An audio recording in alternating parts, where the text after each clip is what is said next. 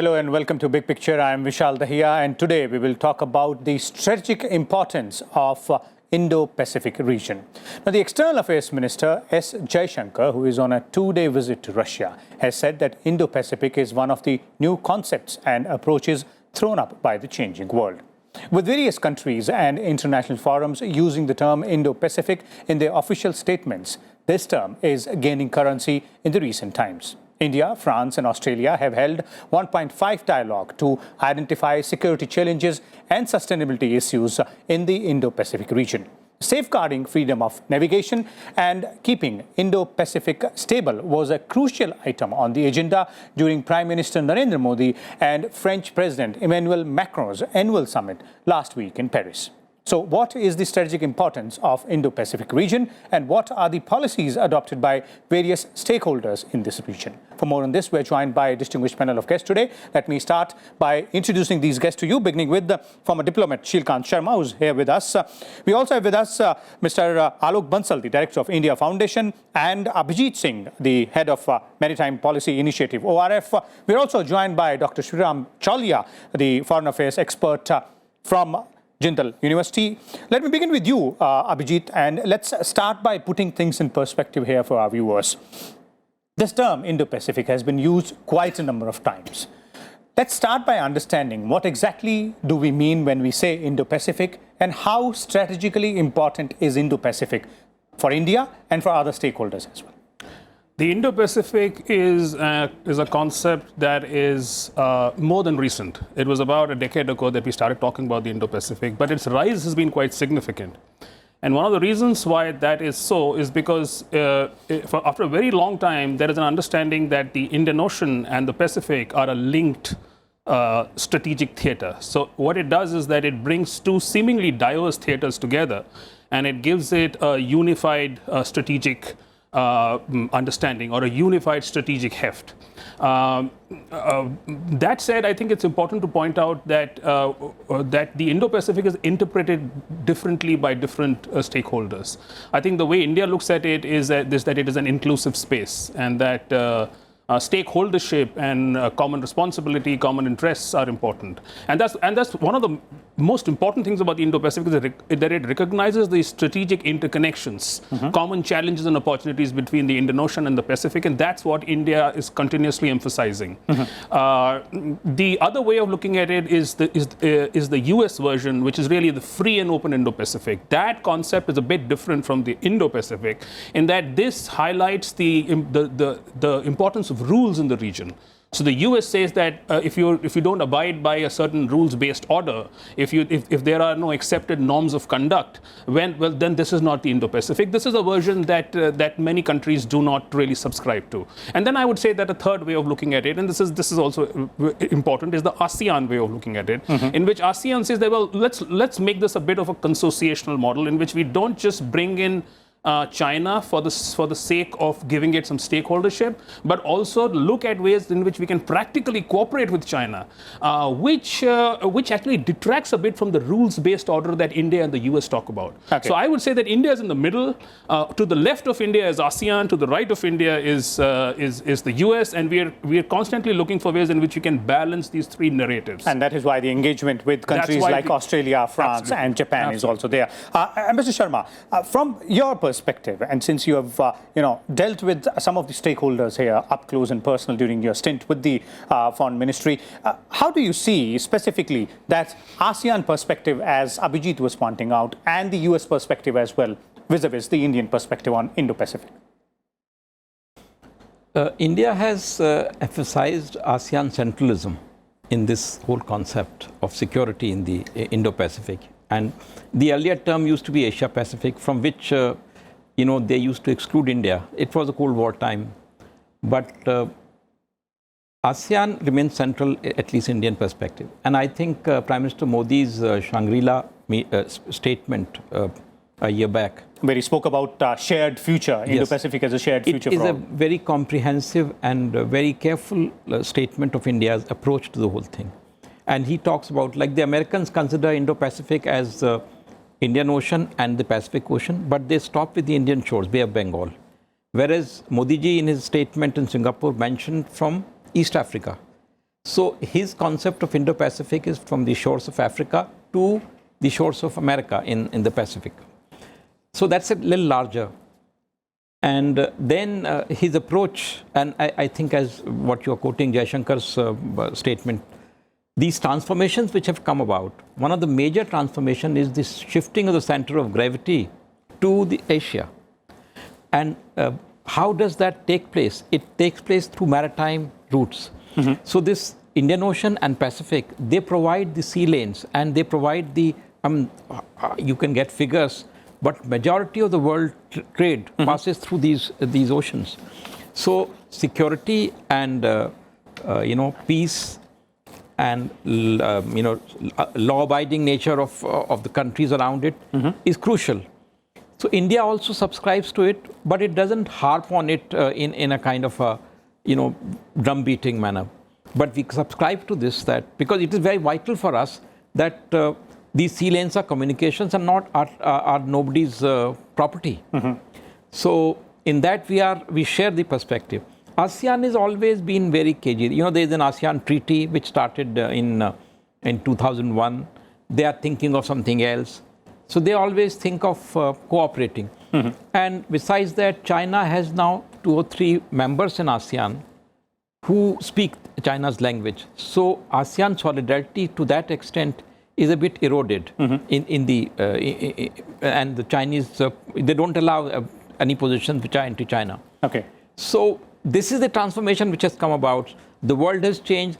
Americans, they've thought of withdrawing under Trump. There was this very disturbing message from him that he wants to withdraw. So that has sent shivers down the spine of all America's old allies, ASEAN countries, Korea, South Korea, Japan. And at the same time, Chinese aggression. If you look at threat in this region, who poses a threat? If you see it, India-Pacific, what are the threats? One is terrorism, which India keeps mentioning, which is, we know the hotbed of terrorism where it is. There was a statement today by Imran Khan openly admitting that this is so. The other threat, if you look around this area, who is asserting himself, or who's asserting, whose assertion, whose aggressive interests are making everyone jittery. Okay. So because of that, the countries of the region, if they come together and they talk about a certain order, a certain structure of peace and security, it's very natural. Okay. And India's approach is like that, in my understanding. Okay, so India's approach is to ensure that an order is established and there is a structured mechanism to look at Indo-Pacific. Mr. Bansal, if you look at all these stakeholders in the Indo-Pacific region and also specifically India's stakes out here vis-a-vis other players, the ones mentioned by Abhijit and China, as well as Ambassador Sharma is pointing out, how do you see India's approach so far in terms of Indo-Pacific? See, the very fact that the term changed from Asia-Pacific to Indo-Pacific was primarily to include India. So that actually shows the salience of India in this particular new construct. And what Prime Minister Modi has categorically stated is that it's a geographical dimension from shores of Africa to shores of America. And it includes world's 4 big economies in this particular region. You have the United States of America, you have China, you have Japan, you have India. Which is there. So bulk of global trade is actually passing through this. There was a time before Cold War when the center of gravity of the universe was across Atlantic and the trade was actually transiting from Atlantic. And then it has gradually shifted, and that's when we started hearing this construct called Asia-Pacific. But the very fact that this Asia-Pacific has transformed into Indo-Pacific signifies India's emergence, because till then it was only from transatlantic, it became trans-Pacific, and now with Indo-Pacific, India has been included. So firstly, it shows that India has arrived. The global community per se has accepted India's norms. And what is even more important is that under Trump, the US withdrawal symptoms which they keep showing from time to time, that has actually pushed some of US's old allies to look for newer allies. Okay. And that actually brings in India. Now this whole concept of Quad, etc. These are actually when people are trying to counterbalance. We are trying to create things where US also wants that some of the other countries should shoulder their responsibilities and things like that. Of course, with the emergence of China, there are new dynamics, there are new things. As Ambassador Sharma said, there are few countries which have been bankrolled by China. That's the correct term to use actually, whose economy today is actually virtually bankrolled by China. When we look at ASEAN. When we are looking at Southeast Asia, primarily ASEAN, especially two countries, their economic survival today depends on doles from China, and consequently they are constrained to sing Chinese tunes. And that's why we will see dynamism in this particular area. ASEAN is also China's largest trading. China is ASEAN's largest trading partner. ASEAN is extremely significant to us. Please understand, because of geopolitical constraint, India is hemmed in on the north and on the west. Okay. So our growth, our looking for newer markets for raw material, etc., we have to move east, and that's where Prime Minister has been talking of Act East, Act East, and Act East. And ASEAN has to play a major role. And ASEAN realizes that if US is going to pull out to balance China, they need India into this whole construct. Okay, that is where India becomes important. And as Mr. Bansal is pointing out, it clearly also signifies that India has arrived. Let's bring in Dr. Chaulia here. Dr. Chaulia, your understanding of the entire situation in the Indo-Pacific and the strategic importance of this region as well. Because as our colleagues have mentioned, there is a shift of power balance, and the fulcrum of geopolitics is very much centered in the Indo-Pacific, and that is why we are talking about it so much. Dr. Jaishankar has given a number of speeches about it, and so has Prime Minister Modi. And I want to emphasize three things that Prime Minister Modi referred to as our cornerstone for the Indo-Pacific, and that shows the change that we're talking about. He said we want open, integrated, and balanced.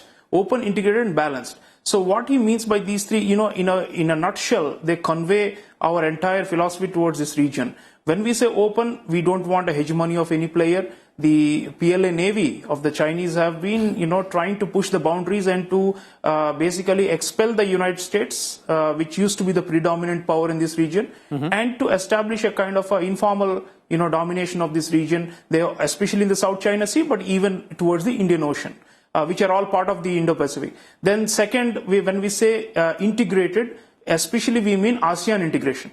Just referring to our panelists' point, we want a unified ASEAN, not a divided one. Unlike China, that tries to, play off some ASEAN members against other, and in the process gains a kind of a divide and rule conquest strategy. Then the third point we have mentioned is balanced. When we say balance, clearly, there's no hesitation about these two things. We want, a multipolar Asia and a multipolar world. That is our vision. By which we mean, ASEAN should be one major power center. India is a power center. China, of course, undeniably is a power center. So should Japan, and so should Australia. So that way, we would like, these sea lanes of communications, that there should be no attempted takeover by any single player of these, vital economic and trade waterways. Okay. So open, integrated, and balanced. By that, our formula and our vision is quite clear. And what we are looking for is to democratize this region, because earlier it used to be almost like an American lake. And now, in the last 10-15 years, the US Pacific Command, which covers this region, the head of it has gone openly to say that short of war, we cannot dislodge China from the South China Sea. We have already lost to the Chinese in their domain. So the Chinese are now on the ascendant, and Trump, given his incapacity to project power and to maintain coalitions and build alliances, there is a real fear, as Alokji was mentioning, that it will become a Chinese lake now. the entire Indo-Pacific, and that we cannot accept. So while we say Dr. Jaishankar is right that counterbalancing and containment and these are all Cold War language, we should not use it. But that is being politically correct. We don't want to offend anybody, but the reality, the geopolitical reality and the geo-economic reality is we don't want this to become a Chinese leg. So we are working in trilaterals, minilaterals.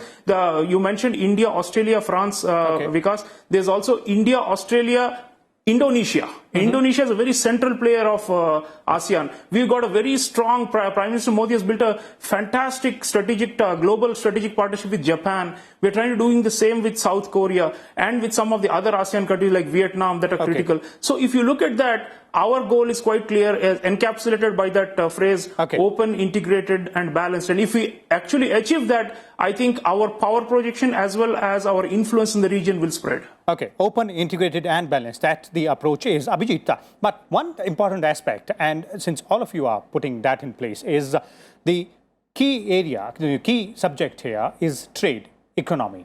And that brings in another aspect that the area should be secure as well. There should be peace, stability. That brings us to another concept, that is maritime domain awareness, maritime infrastructure as well. So how do we see all these players moving about in that aspect? Look, maritime domain awareness actually goes to the heart of Indo-Pacific security. But before I address that question, let me just pick up on something that Dr. Choliya just mentioned, and is a very significant point, which is that in yesterday's interaction with Dr. Jaishankar, he was asked a question about whether India agreed with this US version of containing China, whether Indo-Pacific was all about China containment, and he said that that's your Cold War mindset. That's not India's mindset. We are looking for opportunities. And we are looking for ways in which we can work together with China and other stakeholders. And that's a significant point. But again, I'm going back to the point that Dr. Choliya mentioned, because it's a very significant point. There is a whole political rhetoric that surrounds the Indo-Pacific.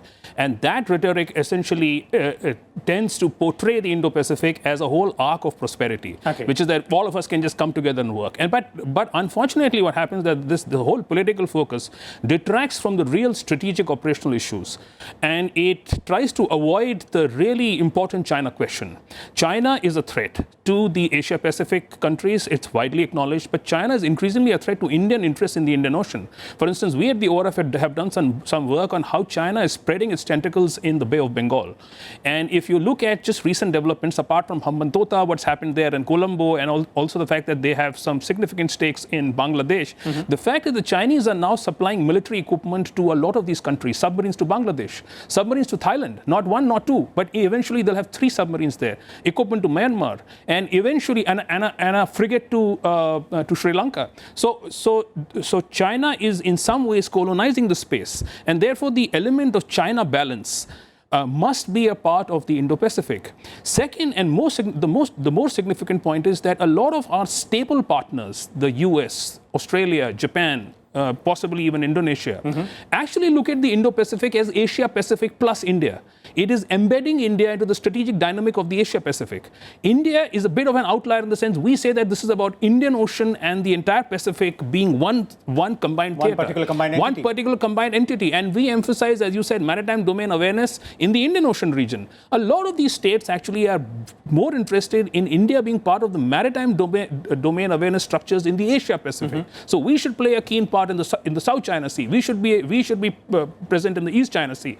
We are drawing the attention of these big players to what China is doing in the Indian Ocean region. So let us acknowledge that there exists some challenges even with our partners. This is not just about trade. I mean, I understand that the foreign minister is right now going to Russia, where he's talking about Eurasian, economic cooperation, and therefore he's focusing more on opportunities. But the operational challenges is what we really need to be focused on. Okay, Mr. Bansal, operational challenges needs to be focused upon. Do you agree?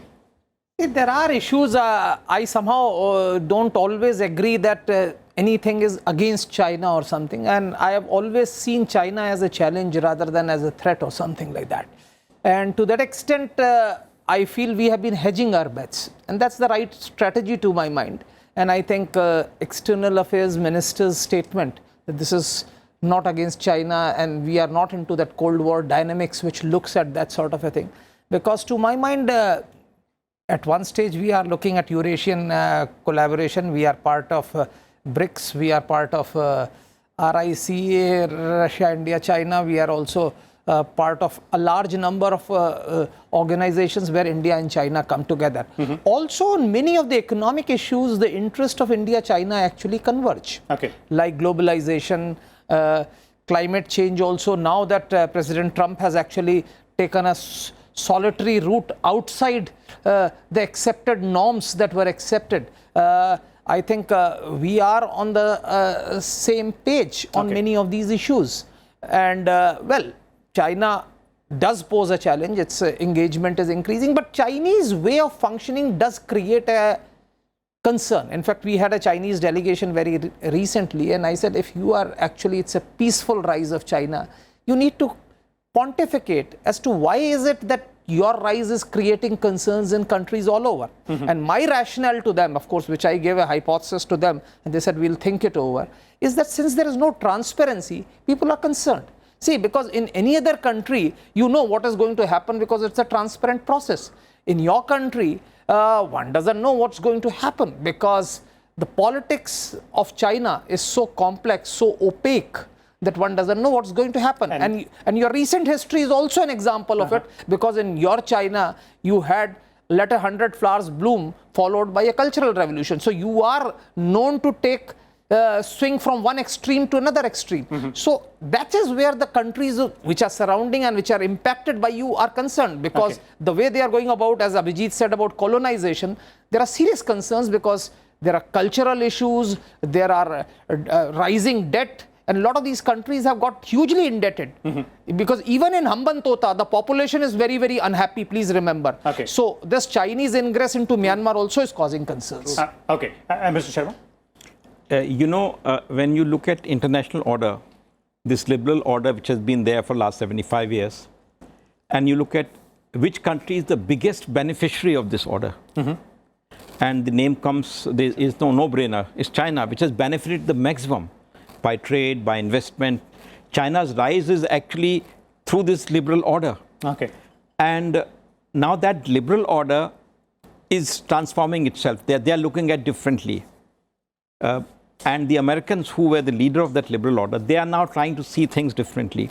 Like this changing from Asia-Pacific to Indo-Pacific, their Pacific Command is now called Indo-Pacific Command. That actually, in terms of military organization, it's a big transformation that they have made. Central Command and Indo-Pacific Command. And all this, India is in the fulcrum, because they see India's rise. They see actually, way back 1999, Clinton said that the two countries which he sees in 21st century, apart from his own country, was India and China who would rise. And he was very bullish on India in the sense that given India's systems. So the American affinity to India has a number of factors, and this Indo-US relationship, which has which has over the last 20 years transformed itself, is very promising. Though we have problems like any two big countries have. That same kind of transformation has not happened with China, despite our best efforts, and we are continuing to do that. India, so as Mr. Bansal said, that we are actually trying to work with all countries. And all these are factors, working behind this Indo-strategic. So this multipolar world that we want. So the basic thing is either we have a multipolar world order. Or if there are people who challenge that world order, then we need a concert. So people don't like to have a concert of like-minded countries, because that harks back to Cold War mentality, NATO and Warsaw Pact. We would like an international order which is rule-bound. But if these rules are challenged through naked use of force, through power, then we worry about it. And China's approach, I must say, whatever it is, I have no compunction in saying China is a power player. In international diplomacy, China plays for power. So that frightens us. Final and concluding comments from you, Dr. Chaulia, before we close this discussion. I'll just add to this, to give one example, the threat to the Indo-Pacific is illustrated by one place, Scarborough Shoal. It is in the South China Sea.